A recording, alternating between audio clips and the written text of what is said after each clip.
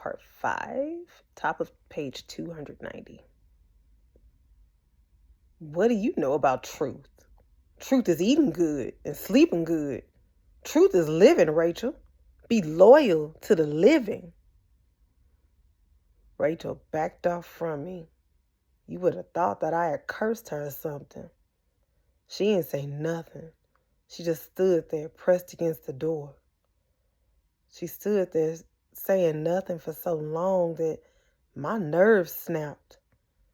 Say something, I shouted. Say something. Anything. She shook her head slowly at first. Then her head started moving like it wasn't attached to her body. It went back and forth, back and forth, back and forth. I started towards her and she jerked open the door and ran out into the night, screaming.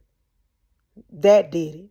I ran across the room to the filing cabinet, opened the bottom drawer, and took out a dusty bottle of scotch.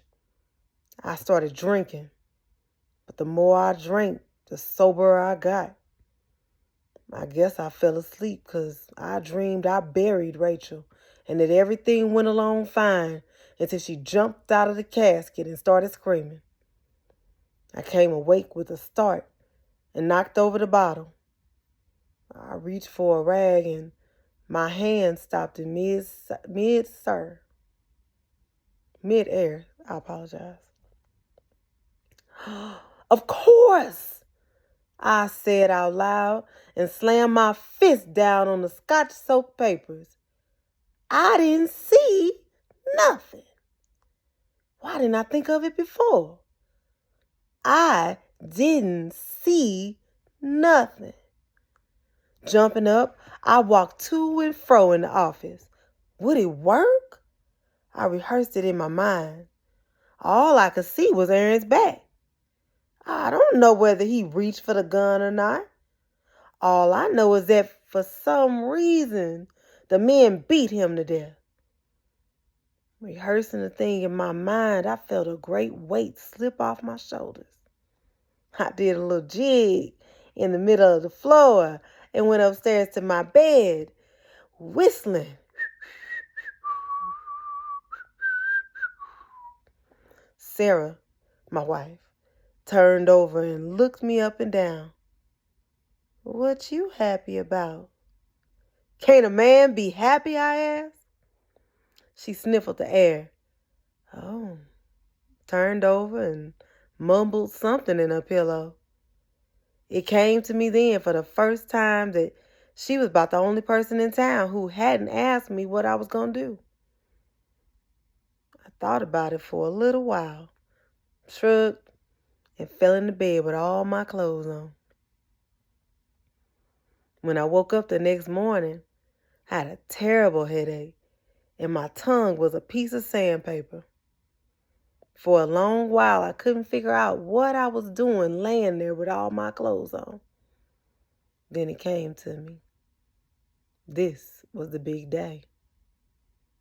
I put on my black silk suit, the one I wore for big funerals, and went downstairs to breakfast. I walked into the dining room without looking and bumped into Russell, the last person in the world I wanted to see. He was my only child, but he didn't act like it.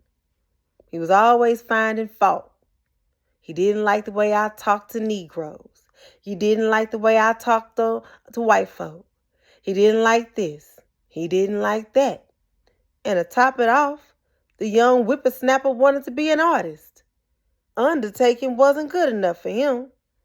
He wanted to paint pictures.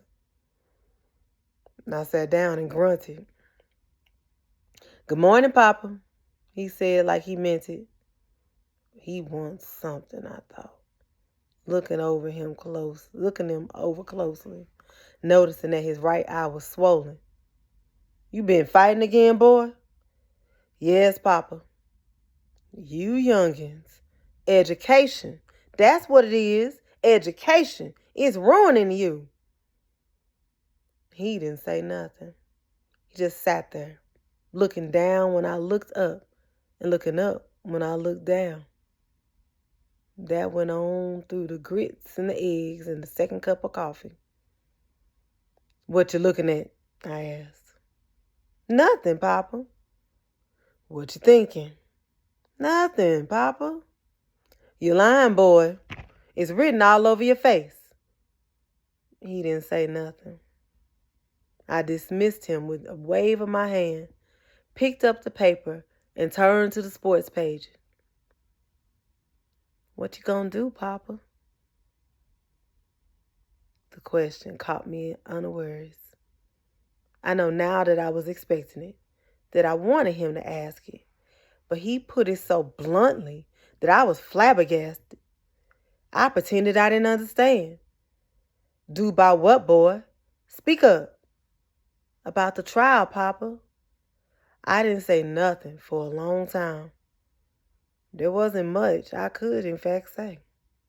So I got mad. Questions, questions, questions, I shouted. That's all I get in this house.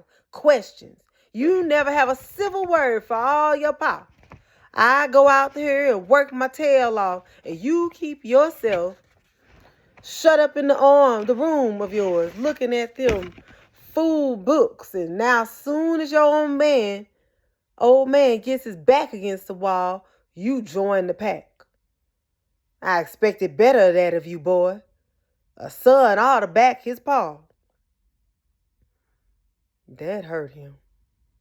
He picked up the coffee pot and poured himself another cup of coffee, and his hand trembled. He took a sip and watched me over the rim.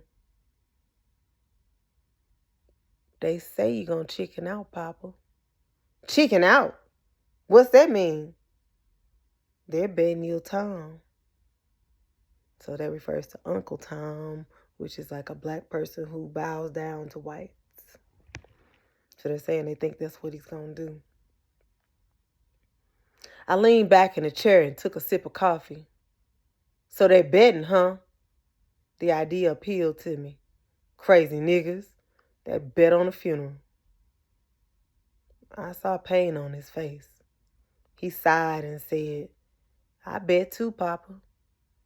The cup fell out of my hand and broke, spilling black water over the tablecloth. You did what? I bet you wouldn't, Tom. You little fool. I fell out laughing, and then I stopped suddenly and looked at him closely. How much you bet? $100. I stood up. You're lying, I said. Where'd you get that kind of money? From Mama. Sarah, I shouted. Sarah, you get in here. What kind of house you running, sneaking behind my back, giving this boy money to gamble with? Sarah leaned against the door jamb. She was in a hot iron mood. There was no expression on her face, and her eyes were hard. I gave it to him, Booker. They called you an Uncle Tom. He got in a fight about it. He wanted to bet on you, Booker. He believes in you. Suddenly, I felt old and used up. I pulled a chair to me and sat down. Please, I said, waving my hand. Please, go away. Leave me alone, please. I sat there for maybe 10 or 15 minutes, thinking, praying. The phone rang. It was Mr. Withers, the president of the bank. I had put in for a loan and it had been turned down. But Mr. Withers said there had been a mistake. New fella, you know, he said, clucking his tongue. He said that it was my lifelong dream to build a modern funeral home and to buy a Cadillac hearse. He said he sympathized with that dream, supported it, thought the town needed it, and thought I deserved it. The loan will go through, he said. Drop by and see me this morning after the hearing.